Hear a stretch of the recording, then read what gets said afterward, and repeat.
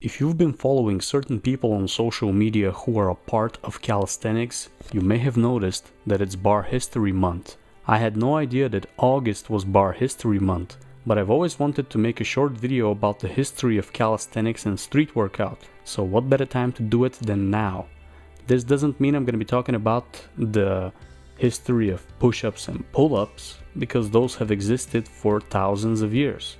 When I say the history of calisthenics, I'm talking about the internet sensation which made bodyweight exercises as popular as they are today, and as a result, street workout was born. Before I begin, I want to split the history of calisthenics and street workout into different time periods. There's the pre-YouTube era, then there's the golden era, and finally the identity crisis era. Each period has its own distinct organizations and characteristics. Okay, let's begin with the pre-YouTube era. Believe it or not, there were official calisthenics crews before the invention of YouTube.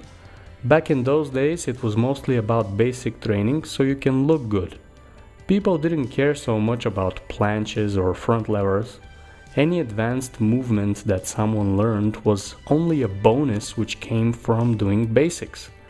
The first ever calisthenics crew was founded in 2002 and it was called Rough Riders. They didn't last long, but their message was clear. You can train outside for free and get a great physique. You can get as big as you want to get and as cut as you want to be through calisthenics. Ain't none of y'all better. How do I know they're from 2002? Well, they say it right in their DVD. Rough Riders, that's it. Fitness from the streets. Are you ready? 2002. All you lame, stay in your lane. That's it. It's a wrap.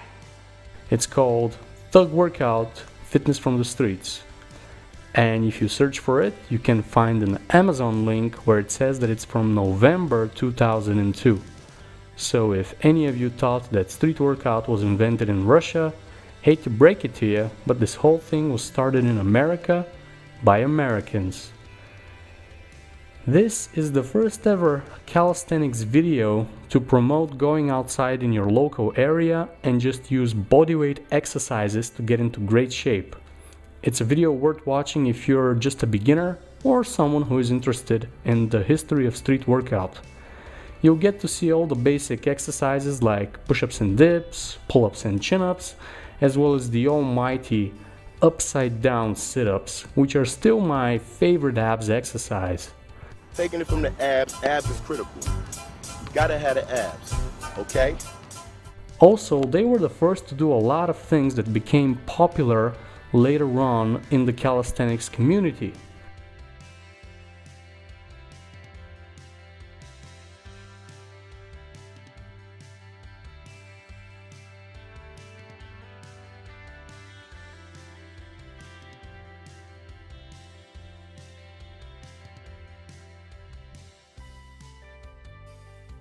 The people who stand out the most from the DVD are Iborn and Big G.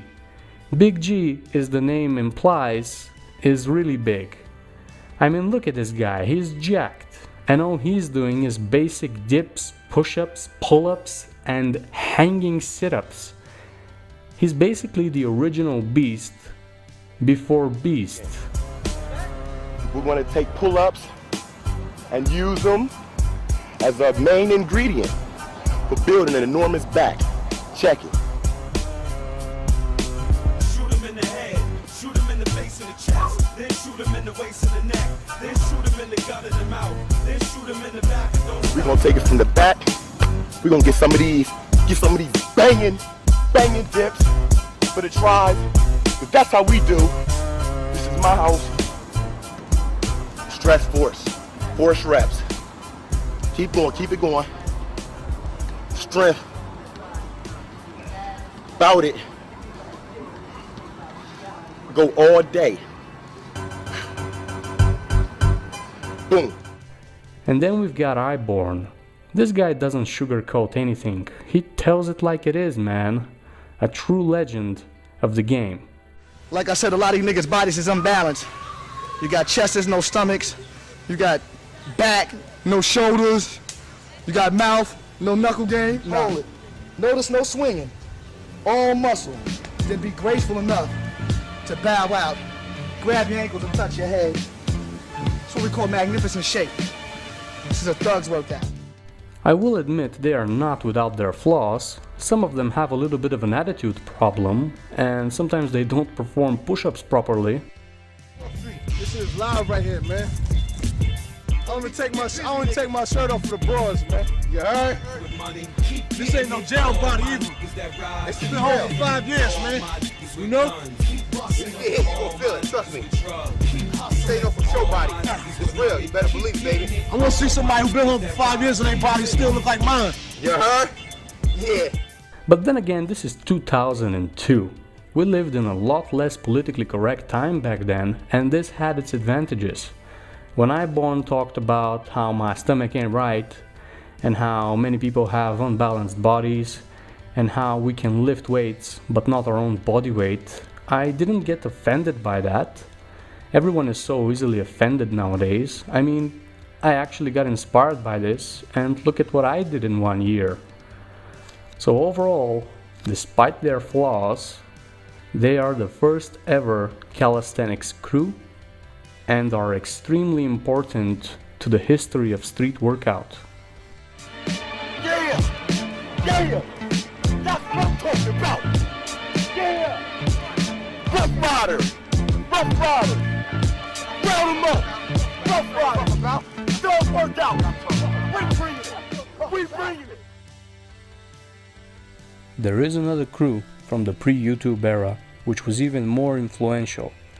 They are called Bartenders, and I believe they are the second ever calisthenics crew and were founded in 2003. Their leader is Giant, which stands for Growing is a Noble Thing. He was supposed to be a part of the Rough Riders DVD, but for some reason he wasn't, so he made his own crew and started making his own videos. These guys were very influential for the rest of the crews that came after them. I mean, take a look at the name Bartenders, and then take a look at any other name in street workout. Bar Stars, Barbarians, Bar Brothers. That alone should tell you how influential these guys were. And if that's not enough, they were the first ever crew on TV talking about the sport in front of millions of people.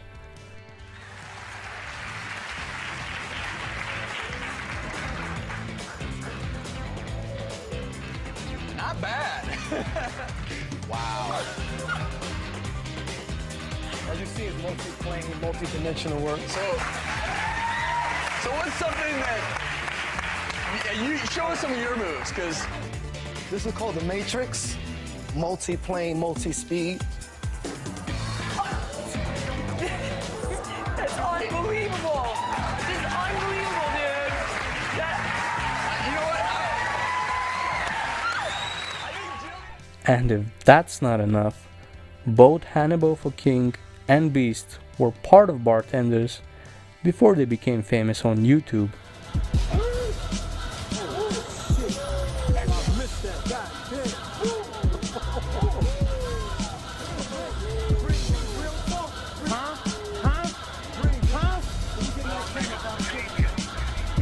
Pay attention. Pay attention. Right, long vital, the beast, piece of the most.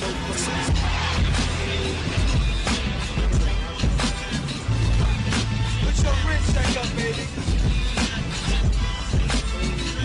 No weights, no weights. The B-A-R-T.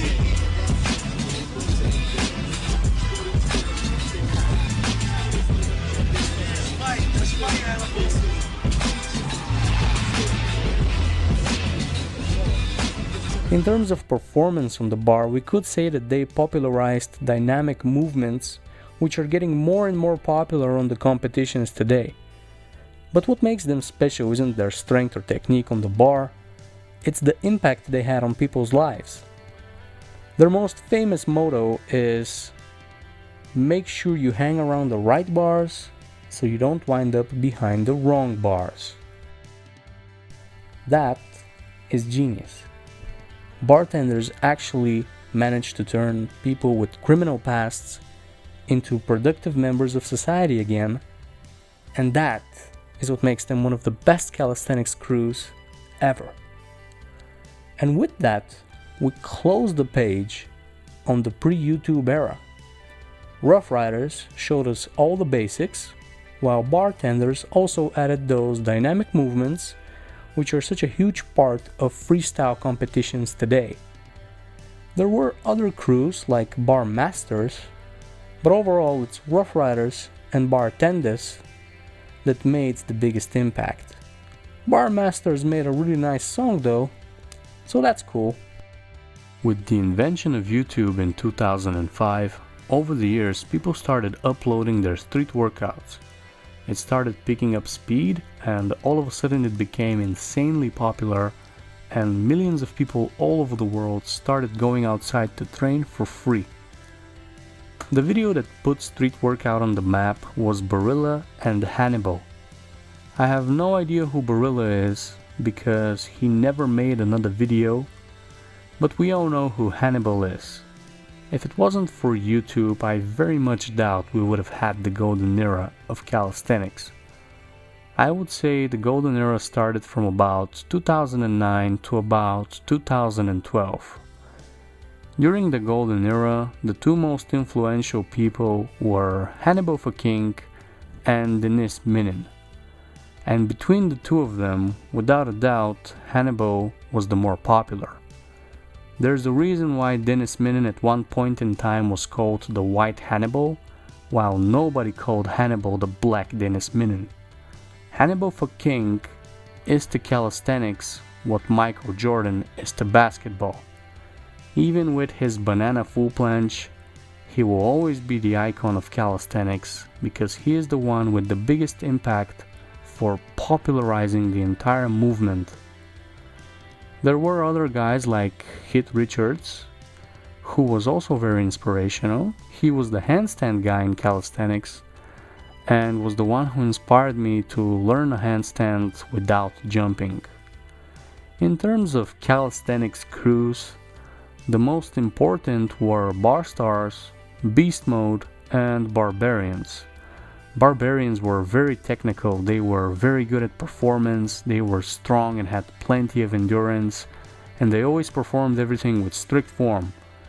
Their most famous member is Zev Zakavelli, a true legend of the game with still one of the best front lever pull-ups, one-arm pull-ups, and muscle-ups in calisthenics history.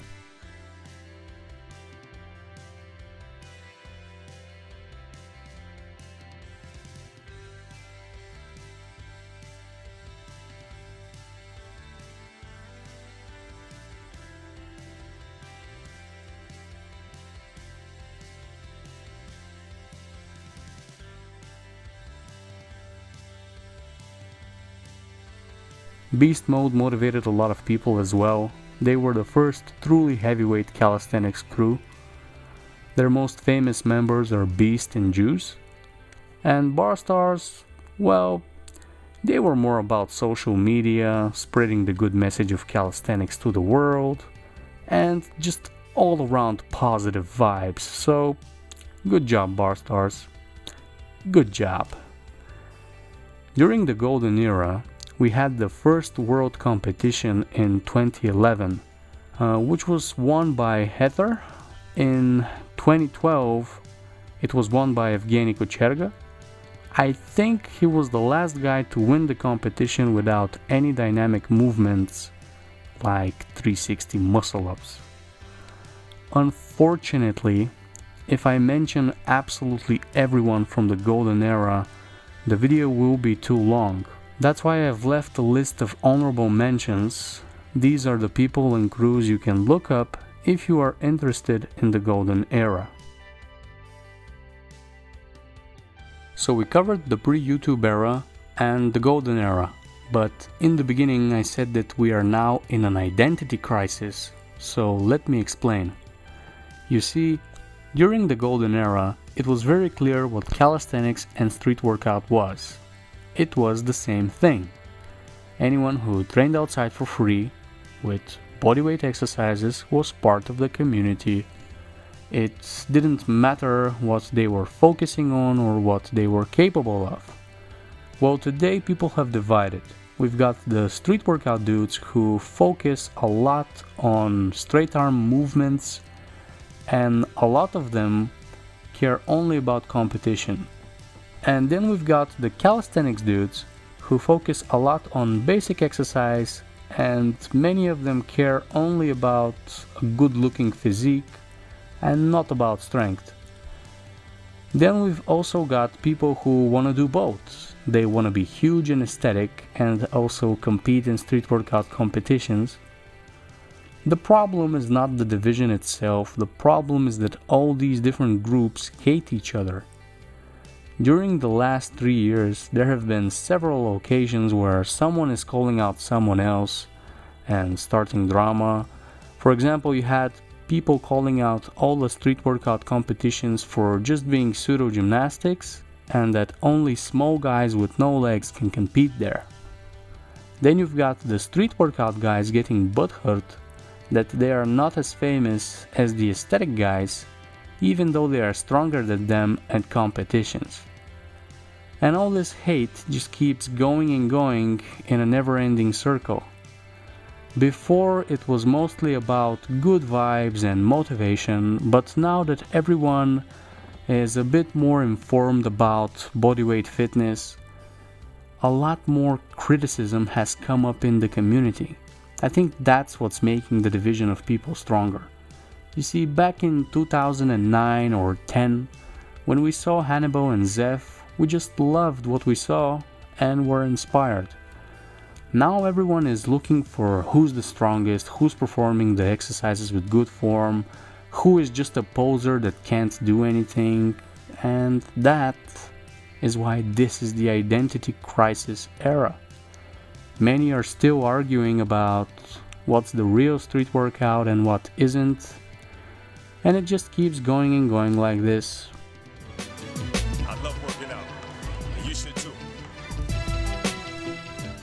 And here we are at the end of the video.